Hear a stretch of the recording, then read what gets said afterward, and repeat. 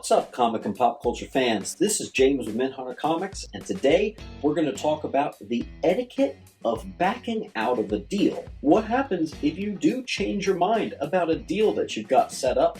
And the moral of today's video is to always have integrity and honesty as a buyer or a seller. Otherwise, the bait and switch nonsense that just happened to me might happen to you.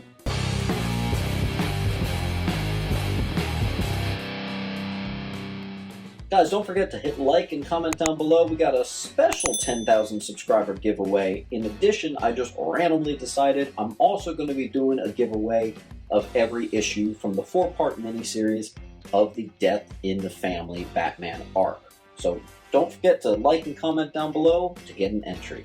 Alright guys, so I got a bit of a story here for you, and it's a classic bait and switch. I know a lot of you out there have experienced stories like these, and I just had another one myself. Maybe you guys remember, it was like 5 or 6 months ago, I went down to Virginia, which for me is a little bit over a 4-hour drive, because me and a seller had something in stone, in writing, said, okay, I'm going to pay this, I'm going to get that. I got down there and the whole deal flipped itself on me. He only wanted to sell half of it now, and they wanted to raise the price. And I had to come all the way back up to Jersey without any comics. Classic bait and switch, and unfortunately it seems to have happened again. So I thought I'd make a funny video here and talk about the importance of the etiquette of what happens if you have to back out of a deal. So anyway, I have a buddy that does estate sales, and I always told him, look, if you see comics, let me know. I'm happy to, just to get my name out there, I'll do some appraisals, I'll buy people's collections, whatever. So they're doing a collection for this woman, she's moving, and she says that her son has a bunch of comics and they're trying to sell to make some money. The son lived up in Connecticut, she lived in Jersey and was trying to move ASAP. So my buddy gave me her number, I contact her, and she's like, yeah, I want to know what this stuff is worth. And I first thought, you know what? I'm going to go out, I'll appraise these comics for her, we'll see what condition they are, we'll see if there's anything special, anything kind of good in there, and I'll let her know what it's worth. If anything, I thought it could be cool content for the channel. So this was like 2.5 months ago, by the way. So I went out there, checked out the comics. It's what you would normally see, to be quite honest. It's a random mashup of comics from the 90s. Most of it was pretty darn red, nothing in pretty nice condition. There are a couple $5, $10 books. There were a few books that were worth around a $20 bill. But for the most part, it was like 50 cent, maybe like 25 cent stuff here. So, you know, I told her an honest value. I was like, all right, so you don't have too much, but it's okay because you have a decent amount. And I told her the going rate for most comic book shops, they would pay either a dime per comic or 25 cents per comic, which is the industry standard when you go to take your books in, unless it's a key. So I told her that. At first I told her what everything was worth, and everything came to right around, it was just shy of $300, okay? Then I told her what the comic book shops would pay, and it was under 100.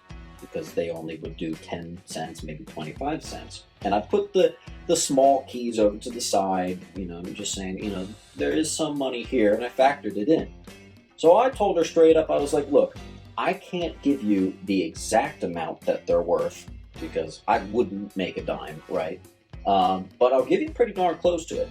So I offered her $225, right? So she's like, oh man, we were hoping to get like 1,000, and you know how that goes. You know, people think that just because it's from the 90s, it's going to be worth a ton. And I politely just explained, I'm sorry, they're just not worth that. And truly, guys, they really were worth $300 for this pile. Would have been honestly pushing it. But, you know, I threw out an offer. I told her what a comic book shop would pay her for it, and whatever. She said she'll get back to me, and I went on my way. To be honest, I kind of forgot about it until I got a call this week, and she said, okay, I talked to my son in Connecticut, by the way. He lives over there. He's still in college. So he wasn't comfortable selling those comics for $225. He thought they were worth a lot more. I see that happen all the time. Whatever. But she said, could you come up to $300 if we included this Spider-Man game? And I said, I don't know too much about old video games, but it's this Spider-Man X-Men Super Nintendo thing. I did a little eBay searching and found like some of it sells for like $100. So I was like, you know what? I could come up to 300. At this point, I was like, $300 is a lot of money to basically not make a dime, but it would be good content for the channel, and clearly it would help this lady and her son with the moving out. So I was like, you know what? I can probably do this. So, not to mention, this was going to be the first comic book sale I've actually bought in a couple months. You know, I've just been so focused on just working and fixing the house. I haven't bought anything new in quite a while now. So I was excited, you know. So I went back to her house just yesterday. Got out there. We were talking for a bit. She brings me in. She's like, oh, great. I brought $300 cash. And she hands me the Spider-Man game. And I'm like, oh, yeah, cool. Still the box and everything. Original box apparently still matters. You know, pretty cool. And she offers me a drink of water. And I'm like, okay, cool. And I'm like, all right, so I've got the game. Can I see the comics? And she's like, oh, you want to see the comics again? I was like, yeah, that's really why I'm here. I don't know too much about games. And she's like, oh, well, I mean, you're welcome to see the comics again, but this $300 is just for the game. I was like, what? What are you talking about? So she's like, yeah, we agreed on $300 for the Spider-Man game.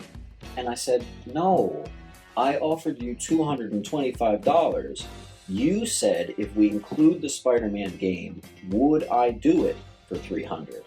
And I showed her the text and everything, and she got all blushed in the face because she got, frankly, caught in a lie. It got pretty awkward. I realized I wasn't going to really make any traction there. And she really, to her credit, she really dug in her heels and said, no, this is just for the Spider-Man game. So, once again, despite doing her the favor of coming out and appraising all of her stuff, telling her what everything's worth, I had to go home empty-handed, despite us agreeing. Now that brings me to a topic today that I think we really should talk about, and that's what happens if you come to an agreement on a price. What do you do if you need to back out? As a buyer, what do you do if something comes up and you can't really afford to still go through? Is it okay to back out? As a seller, what if you want to sell a comic and you've agreed to a price, but you know what? You have such emotional attachment to it, you can't sell it. Is that okay? I think both situations are completely fine, and for the most part, we as a comic community should be pretty understanding. Let's put it this way.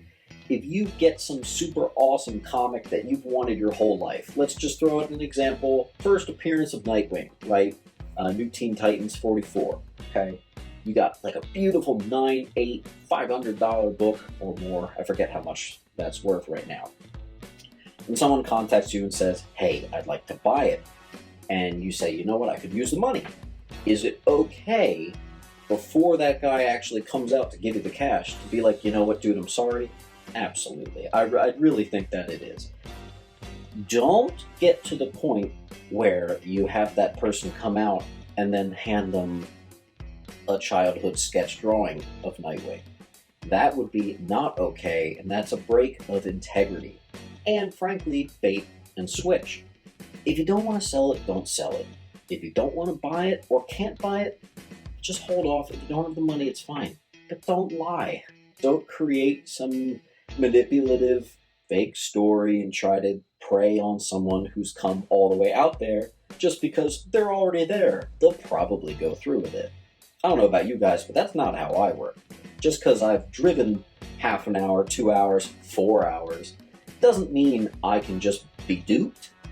And you guys shouldn't allow it to happen to you either. I have heard stories out there in the collector's world of guys that said, you know what, I went out there and he raised the price on me, but what was I going to do? I was already out there.